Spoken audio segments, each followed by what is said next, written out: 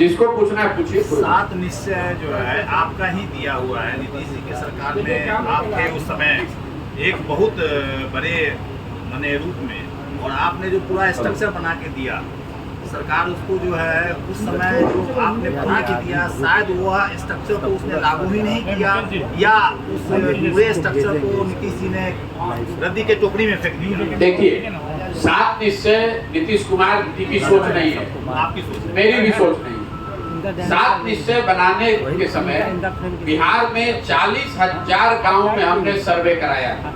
मैं आपको उदाहरण के तौर पे बताऊं, नल जल योजना कैसे बनाई गई।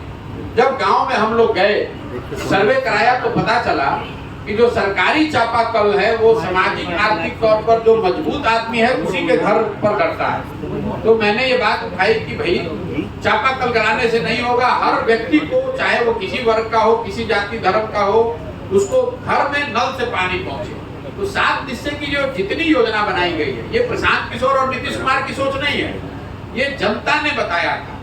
जनता ने उस समय बताया था कि जल निकासी बिहार के लोगों की नजर में सबसे बड़ी समस्या उस समय थी। और जब हम लोगों ने आंकड़ों में देखा तो करीब करीब 1/4 FIR बिहार में वो जल निकासी से जुड़े हुए लड़ाई झगड़े के मुद्दे से जुड़ा हुआ था। 7 निश्चय बना, उसकी शुरुआत हुई, उसको करने के लिए बिहार विकास मिशन की परिकल्पना भी मैंने कराई, उसको शुरू भी किया गया। लेकिन दुखद बात यह है कि जब मैं यहाँ से चला गया और नीतीश कुमार जी ने 17 में पलटी मारी और महागठबंधन को छोड़कर भाजपा के साथ आ गए तो 7 निश्चय पूरी तरीके से ठंडे बस्ते में डाल दिया गया। फिर वही सामान्य योजनाओं की तरह इस योजना को बना दिया गया। अगर 7 निश्चय के काम को 4 जो मैंने आपको गिनाया, अगर ये 4 काम को आपने कर दिया होता, और उस समय इन योजनाओं को करने के लिए मैं आपको बजट भी बता रहा हूँ, हर बजट को भी तय किया गया था कि अगर बिहार के हर घर से पानी की निकासी की व्यवस्था बना दी गई होती, गांव में नाले को बनाकर पानी को बाहर निकाल दिया गया होता, तो आज गांव की शकल सूरत अलग दिखती। अगर बिहार में हर घर में नल से पानी पहुंच गया होता तो आज जो देश के स्तर पर नल के पानी की पेयजल की योजना चल रही है, बिहार पहला राज्य होता कि 100% घरों में नल से पानी पहुंचता। अगर बिहार में स्टूडेंट क्रेडिट कार्ड को लागू कर दिया गया होता तो किसी भी परिवार को 12वीं के बाद अपने बच्चे को पढ़ाने के लिए जेब से पैसा खर्च नहीं करना पड़ता। अगर बेरोजगार युवाओं को भत्ता सरकार दे दिया होता सरकार ने, तो बहुत बड़े स्तर पर माइग्रेशन नहीं होता।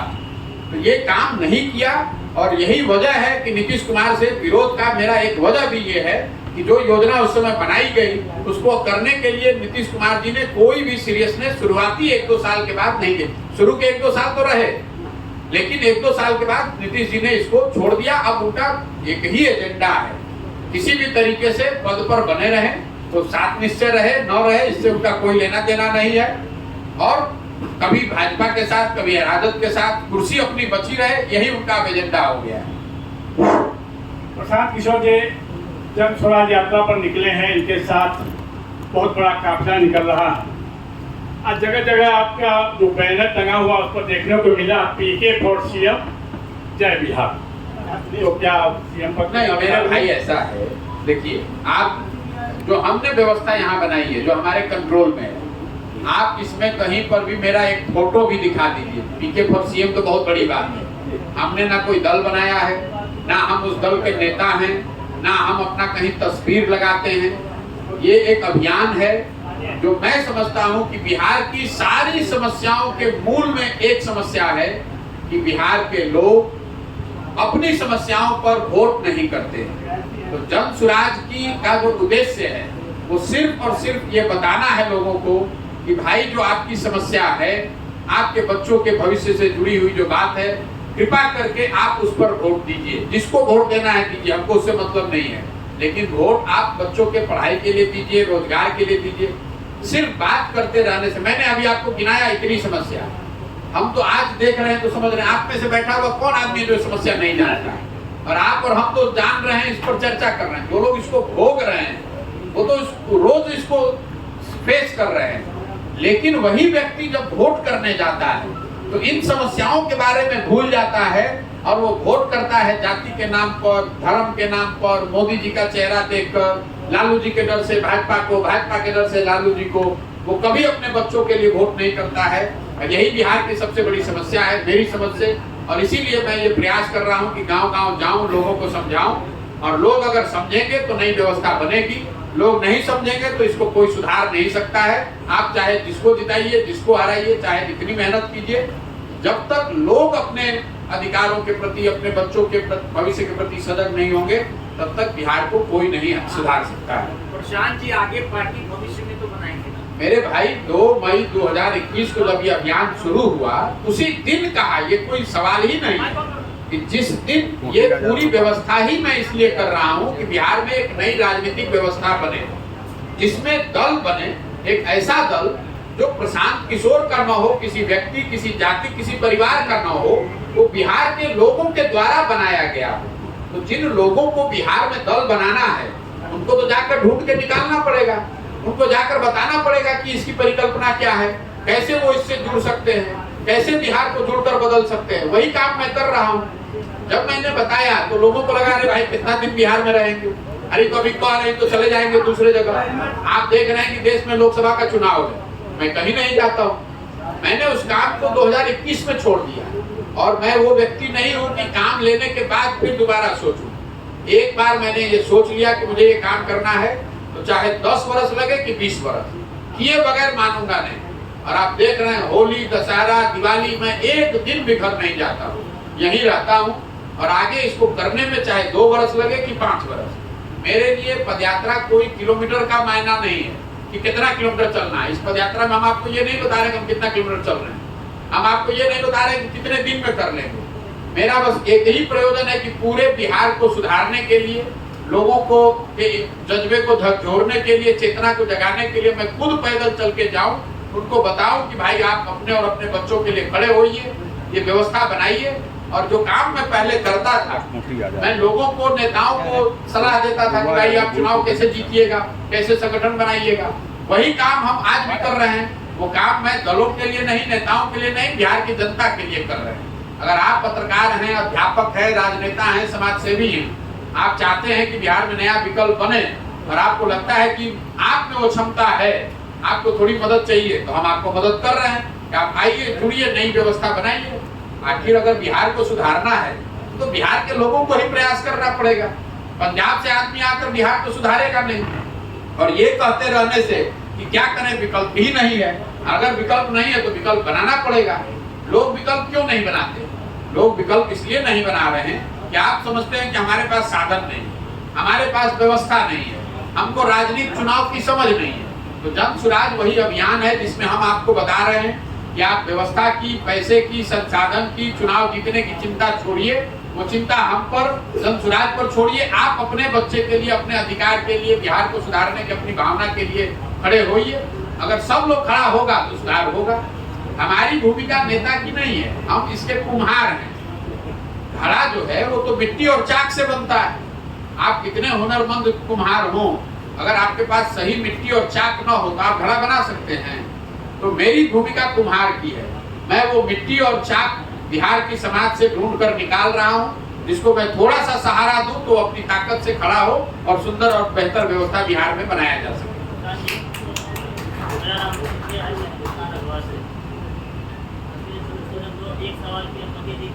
जी, आप 2 सवाल पूछिए हमारे से, जितना सवाल पूछना है पूछिए। हम बैठे हुए हैं, जितना सवाल पूछना है पूछिए।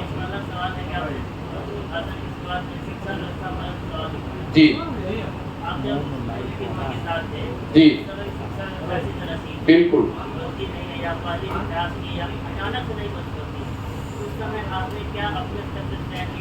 बिल्कुल। पहले बिहार कर लीजिए, फिर गठबंधन पर आते हैं। पहले शिक्षा वाला, चूंकि आपने सवाल उठाया, सिर्फ शिक्षा को लेकर ही नहीं, जितनी भी बातें हमने उठाई, आप ये कह सकते हैं, आपका सवाल ये होना चाहिए कि भाई जब आप नीतीश कुमार के साथ थे तो ये कमी आपको नहीं दिख रही थी? बिल्कुल दिख रही थी, दिख रही थी। और इसीलिए उनके साथ लगे, क्योंकि 2005 से लेकर 2012-13 का एक दौर था जिसमें बिहार में सुधार होता हम जैसे लोगों को दिखा। मैं ना नेता हूँ, ना कभी मेरा राजनीति से मेरा कोई सरोकार रहा। हमको काम की कोई कमी नहीं है, हम पूरे देश में घूमकर काम कर सकते हैं। मैं बिहार से इसलिए आया था 2014-15 में कि नीतीश कुमार जी ने अपना पद छोड़कर चुनाव हारने के बाद मांझी जी को मुख्यमंत्री बना दिया था। नीतीश जी हमसे 2014 नवंबर में दिल्ली आकर मिले। उनको किसी ने बताया था कि बिहार के एक लड़के ने मोदी जी का कैंपेन किया है। तो नीतीश जी जब मिलने आए, बातचीत में मैंने उनको ये जरूर कहा कि आप बिहार के मुख्यमंत्री के तौर पर 5-7 साल में आपने जो सुधार की प्रक्रिया शुरू की है, इसको आगे बढ़ाइए। आपने पद क्यों छोड़ दिया? उन्होंने बताया कि भाई लोकसभा में हमारी पार्टी हार गई। तो मेरी सोच ये थी कि भाई लोकसभा में तो हारे हैं, जनता ने आपको मुख्यमंत्री से तो हटने के लिए कहा नहीं था। आप वापस आइए और चुनाव के नजरिए से जो मदद हो सकती है बिहार के होने के नाते हम आपकी मदद करेंगे। इसी सोच को लेकर वापस आए और आपने देखा होगा नीतीश जी ने मांझी जी को हटाया जब मुख्यमंत्री बने तब आए, क्योंकि लोकतंत्र में आपको जनता ने मुख्यमंत्री बनाया। आपको ये अधिकार नहीं दिया कि आपको जिसको मन है उसको बना दीजिएगा, वो जनता को अधिकार है। नीतीश जी वापस मुख्यमंत्री बने और उनको चुनाव जिताने में हमने जो भी हमारी छोटी मोटी समझ थी हमने उनकी मदद की। सिर्फ चुनाव जिताने में नहीं, 7 निश्चय की परिकल्पना कराई। ये भी तय किया कि बिहार में व्यवस्था को सुधारने के लिए बहुत बड़े स्तर पर मिशन मोड में काम होना चाहिए। बिहार विकास मिशन की स्थापना करवाई। लेकिन जब हम लोग चले गए उसके बाद नीतीश कुमार ने उसको छोड़ दिया, महागठबंधन छोड़ दिया, फिर उसी राजनीतिक बाजीगरी में फंस गए। दूसरी बात यह है कि फिर आकर मैंने नीतीश कुमार की मदद क्यों नहीं की, क्योंकि आज नीतीश कुमार और 2014-15 के नीतीश कुमार में जमीन आसमान का फर्क है। प्रशासक के तौर पर, राजनेता के तौर पर और मानवता के आधार पर भी। मैं ये बताना चाह रहा हूँ आपको, प्रशासक के तौर पर जिस नीतीश कुमार की मैंने मदद 2014 में की थी, वो व्यक्ति था जिसके राज्य में, जिसके शासन काल में बिहार सुधरता हुआ दिखा था। आज 2014-15 के बाद से नीतीश कुमार ऐसे प्रशासक हैं जिनको बिहार की व्यवस्था के गिरने से बर्बाद होने से कोई मतलब ही नहीं है। नेता के तौर पर नीतीश कुमार 14 में चुनाव हारे नहीं थे, लोकसभा का चुनाव हारे थे। उन्होंने अपना पद छोड़ दिया था राजनीतिक मोरालिटी के नाम पर। आज नीतीश कुमार चुनाव हार गए हैं 2020 में। 243 के विधानसभा में सिर्फ 42 विधायक उनके हैं, लेकिन कोई ना कोई जुगत लगा के, कभी लालटेन पकड़ के, कभी कमल पर बैठ के, किसी न किसी तरीके से कुर्सी पर बैठे हुए। और सबसे बड़ी बात जिस वजह से मैं नीतीश के विरोध में खड़ा हूँ वो है मानवता का आधार। जिस नीतीश कुमार की मैंने मदद की थी 2014 में, ये मैं उस नीतीश कुमार को जानता हूँ जिसने गैसल असम में रेल दुर्घटना होने पर जहाँ करीब 200 लोगों की दुखद मृत्यु हुई थी, नीतीश जी ने रेल मंत्री पद से इस्तीफा दे दिया था। वाजपेयी जी ने जब इस्तीफा को अस्वीकार किया प्रधानमंत्री के तौर पर, तो नीतीश जी ने कहा कि भाई जब 200 लोगों की मृत्यु हुई है तो मैं इस कुर्सी पर कैसे बैठूंगा। वही नीतीश कुमार कोरोना के कालखंड में हजारों लोगों की दुखद मृत्यु हो गई, लाखों बच्चे बिहार के मारे मारे पूरे देश में घूम रहे हैं। मैंने उस समय उनको फोन भी किया, कई लोगों ने उनको बताया कम से कम कुछ मत कीजिए, 5 बस भेज दीजिए दिल्ली, बच्चों को इतनी सुविधा हो जाएगी। नीतीश कुमार 1 महीने घर से बाहर नहीं निकले। आज वही नीतीश कुमार है, छपरा में जहरीली शराब से लोगों की मृत्यु हो रही है।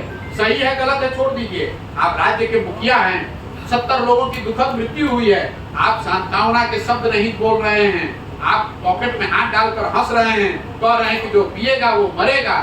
उस आदमी का कैसे साथ दिया जा सकता है। और एक अंतिम बात, जो लोग ये कहते हैं कि आपने पहले मदद किया था, आज क्यों विरोध कर रहे हैं। लोकतंत्र आपको क्या बताता है, लोकतंत्र में 5 साल की अवधि क्यों बनाई गई है। ये इसलिए बनाई गई है कि जिस नेता, जिस दल, जिस विचारधारा में भी आपका यकीन है, आप उसकी मदद कीजिए, उसको वोट दीजिए, उसके लिए खड़े होइए। लेकिन वो भरोसा, वो वोट, वो मदद 5 वर्ष के लिए है, जीवन भर की गुलामी नहीं है। अगर 5 वर्ष में उन्होंने काम नहीं किया तो वही लोकतंत्र बताता है कि जितनी मजबूती से आपने उनका साथ दिया है उतनी ही मजबूती से उनका विरोध भी होना चाहिए। अगर आप नहीं करेंगे तब तो आप राजतंत्र ला देंगे। क्या जरूरत है चुनाव का। एक बार नीतीश जी आ गए, अब जीवन भर वही रहे, एक बार मोदी जी चुन कर आ गए, अब जीवन भर वही रहे, फिर चुनाव कराने की जरूरत क्या है। जरूरत इसीलिए है कि 5 वर्ष उनके काम का मूल्यांकन हो और मूल्यांकन के आधार पर फिर जनता निर्णय ले।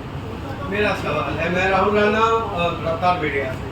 मेरा सवाल यह है कि आपने किसी मीटिंग में कहा था कि बिहार 1250 परिवार राजनीतिक परिवार से गुजरा हुआ है।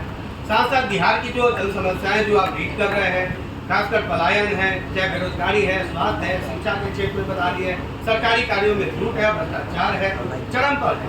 ऐसे में जन स्वराज आंदोलन जो है कैसे सफल बनेगा? और दूसरी बात, आप जो कह रहे हैं कि वोट करेंगे, तो किसे वोट करेंगे? फिर तो सारे भारत मैं बता रहा हूँ, मैंने जो आंकड़ा दिया है आपको फिर से दे देता हूँ, उसको याद रखिए।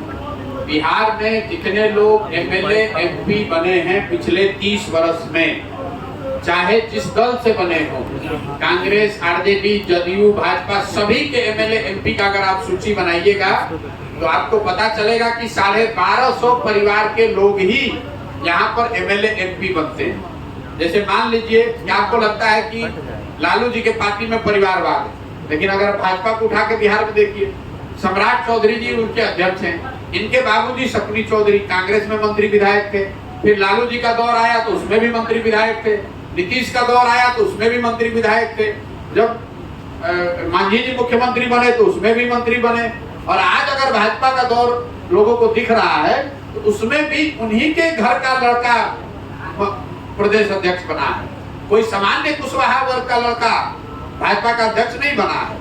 और ये हर विधानसभा में मैंने देखा है, दल का है चाहे कोई भी हो, वही 4-5 परिवार हैं जो घूम फिर के वहां पर मंत्री विधायक बनते हैं। उसी को तोड़ने के लिए, उसी व्यवस्था को बदलने के लिए जो प्रयास हम कर रहे हैं कि गांव-गांव से ऐसे लोगों को निकाला जाए जिनके पास साधन नहीं है, जाति नहीं है, संख्या नहीं है, पैसा नहीं है, लेकिन समाज में काम करने की क्षमता है, जज्बा है, ऐसे लोगों को जोड़ा जाए और उनको साथ वो मिलकर दल बनाए और उस वही दल विकल्प होगा, उसको वोट दीजिए। आप कह रहे हैं किसको वोट दें? जब वो मिलकर लोग दल बनाएंगे उस दल को आप वोट दीजिए। एक भरोसा वाली बात आती है, देश ने देखा है लोकपाल के नाम पर बड़ा आंदोलन हुआ, फिर आपने हम कोई आंदोलन कर ही नहीं रहे। आम आदमी पार्टी की बनी, फिर वो भी राजनीतिक पार्टी बनी। मेरे भाई आप बात समझिए, हम बिल्कुल नहीं, आप बिल्कुल आपको समझ नहीं। हम ना जन आंदोलन कर रहे हैं, ना मेरा कोई आंदोलन में यकीन है। मैं हर अपने भाषण में बताता हूँ, मैं क्रांति और आंदोलन में यकीन रखने वाले लोगों में से नहीं हूँ। मानव सभ्यता के इतिहास को अगर आप पढ़िएगा तो आपको पता चलेगा कि आंदोलनों से कभी भी किसी भी सभ्यता का भला नहीं हुआ है। फ्रांस की क्रांति को अपवाद के तौर पर हटा दीजिए तो किसी भी सभ्यता का आंदोलन से भला नहीं होता। आंदोलन क्या है? वो तेज हथियार है। तेज हथियार से आप पेड़ को काट सकते हैं, तेज हथियार से पौधे को वृक्ष नहीं बना सकते हैं। आंदोलन के जरिए आप लोगों को सत्ता से हटा सकते हैं। जैसे जेपी का आंदोलन हुआ तो आप उन्होंने बिहार इंदिरा गांधी की सत्ता को हिला दिया, हटा दिया, लेकिन उससे बिहार नहीं सुधर गया, उससे देश में नई व्यवस्था नहीं बनी। सुनिए बात को, पहले आपने सवाल किया है तो सुन लीजिए। ये अभियान है, आंदोलन। किसी बात को, शब्द का चयन करते समय ध्यान रखिए, आंदोलन नहीं है, ये अभियान है। जहां जाकर समाज को हम ये बता रहे हैं कि आपकी समस्याओं के मूल में, जड़ में ये दिक्कत है कि आप अपने अधिकारों के प्रति, अपने बच्चों के भविष्य के प्रति सजग नहीं है। वो सजग होइए और अपने बच्चों के लिए नई व्यवस्था बनाइए और उनको वोट कीजिए। यही बात कर रहे हैं। ये कहाँ आंदोलन है, कहाँ धरना प्रदर्शन कर रहे हैं, कहाँ किसके खिलाफ बोल रहे हैं? हम तो जाकर जनता को बता रहे हैं कि भाई आपकी गलती है। नेता को क्यों गलती गाली दे रहे हैं? नेता को आप जिता रहे हैं। आप मुजफ्फरपुर में देख लीजिए, एक ही परिवार के आदमी पिछले 30 साल से यहाँ सांसद बन रहे हैं, और आप लोग तो सब पत्रकार प्रबुद्ध लोग हैं, आप लोग भी वोट दे रहे हैं, सब दे रहा है वो, तो क्यों दूसरे को कह रहे हैं कि भैया गलती वोट दे रहा है? आपको मालूम है कि वो आदमी काम नहीं कर रहा है, फिर भी जाकर वोट दीजिएगा। तो जब तक ये नहीं सुधरेगा तब तक आपने यहाँ पर इनके बाबूजी को, इन सांसद के महोदय के बाबूजी को आपने पहले जिताया आरजेडी के नाम पर, फिर आपने उनको जिताया जदयू से, अब उसी परिवार के आदमी को आप भाजपा से जिता रहे। कुछ परिवर्तन हुआ? नहीं हुआ। आगे भी नहीं। अगर वो कल जनसुराज से जीत जाए तो उससे क्या परिवर्तन हो जाएगा? यही बात तो आपको बता रहा हूँ। जब तक समाज नहीं जगेगा तो कोई किसी के किसी सिंबल से जीत जाने से क्या है? जब जिसका हवा रहेगा वो जीत जाएगा। अच्छा प्रसाद जी, एक अभी चर्चा चल रही वन नेशन वन इलेक्शन, जी, आपकी क्या प्रतिक्रिया? मेरी प्रतिक्रिया ये है कि अगर सही नियत से इस चीज को किया जाए और एक ट्रांजिशन का फेज हो 4 साल 5 साल का, ताकि सबको उस व्यवस्था में आने के लिए एक समुचित समय मिले, तो ये देश के हित में है। ऐसा इसलिए कि सबसे पहले तो ये देश में पहले लागू था 17-18 साल तक। दूसरा, भारत जैसे बड़े देश में, मैं खुद इलेक्शन से जुड़ा रहा हूँ, हर साल 25% भारत का हिस्सा करीब करीब वोट करता है। तो पूरे टाइम सरकार चलाने वाले लोग जो हैं वो इसी चक्र में फंसे रहते हैं, आज यहाँ इलेक्शन आज वहाँ इलेक्शन। अगर इसको एक बार या 2 बार में किया जाए तो ज्यादा बेहतर होगा, उससे खर्च भी बचेगा और जवाबदेही भी बचेगी, जनता को भी एक बार ही निर्णय लेना होगा। अब लेकिन चूंकि ये व्यवस्था 67 के बाद से करीब 50 वर्षों से बन गई है, इसको ओवरनाइट अगर आप ट्रांजिशन करेंगे तो उसमें दिक्कत आ सकती है। तो अभी सरकार शायद बिल ला रही है, जैसा आप मीडिया बंधु बता रहे हैं, बिल को आने दीजिए। अगर सरकार की नियत सही में ठीक है, इस चीज को होना चाहिए, होने से देश को फायदा है। लेकिन मैं फिर इस पे एक क्वेश्चन जरूर डालूंगा। मान लीजिए कि आप अपराध आतंकवाद निरोधक कोई कानून लाते हैं, तो कानून लाना तो अच्छी बात है, आप आतंकवाद रुकना चाहिए, उसके खिलाफ कार्रवाई होनी चाहिए। लेकिन उस कानून का उपयोग अगर आप किसी वर्ग विशेष या समाज विशेष को प्रताड़ित करने के लिए करते हैं, तो उसका तो इसलिए वो जस्टिफाइड नहीं है।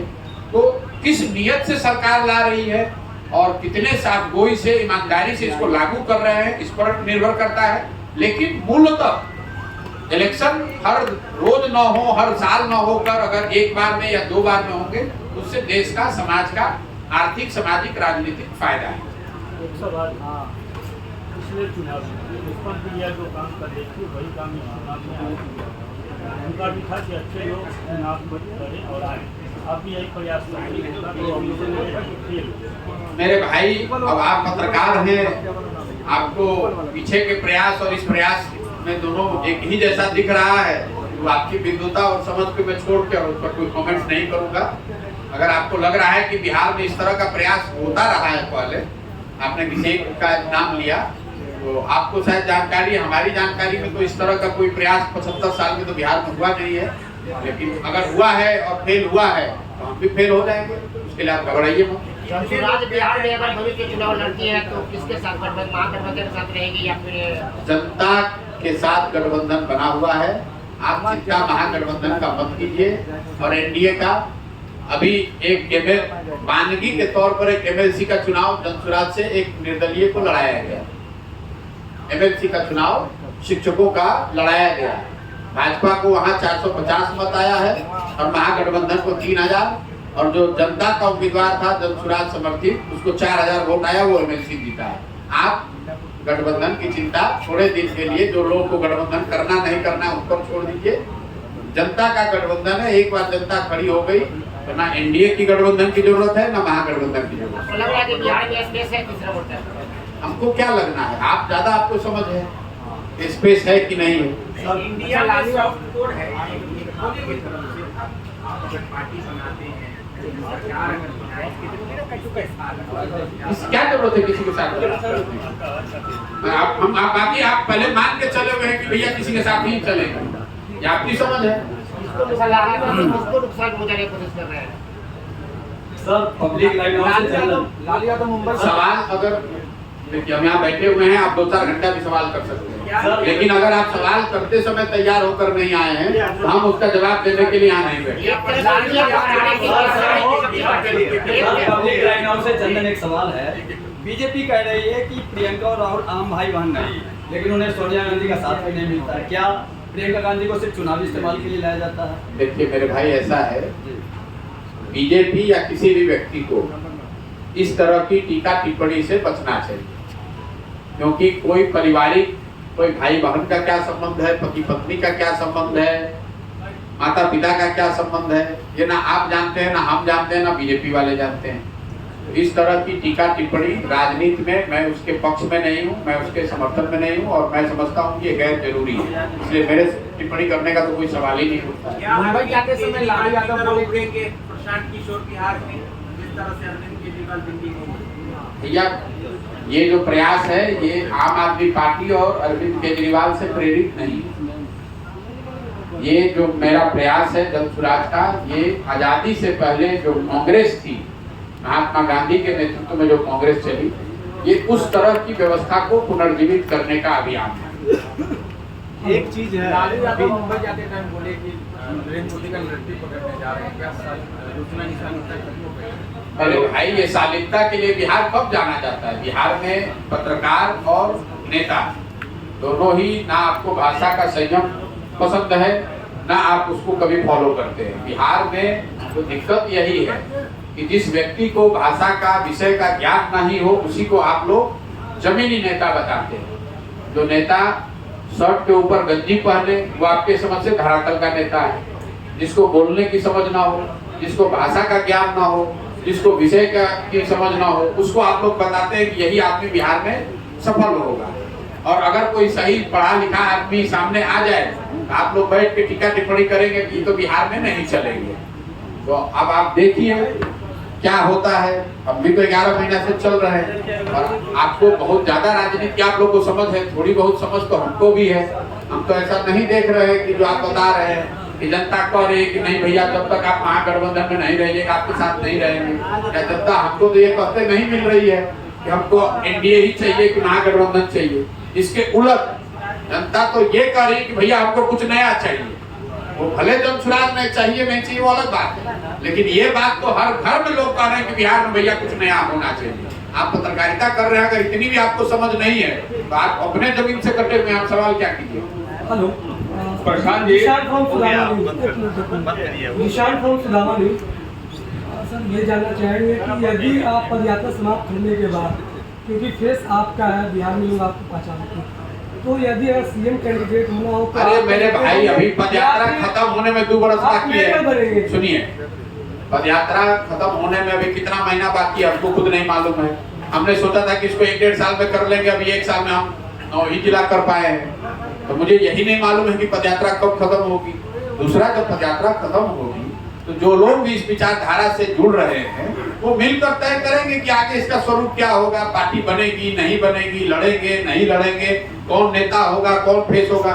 जो 1 लाख लोग मिलकर इसको बनाएंगे उनको इतनी समझ नहीं होगी कि इसको कैसे आगे बनाना चलाना है।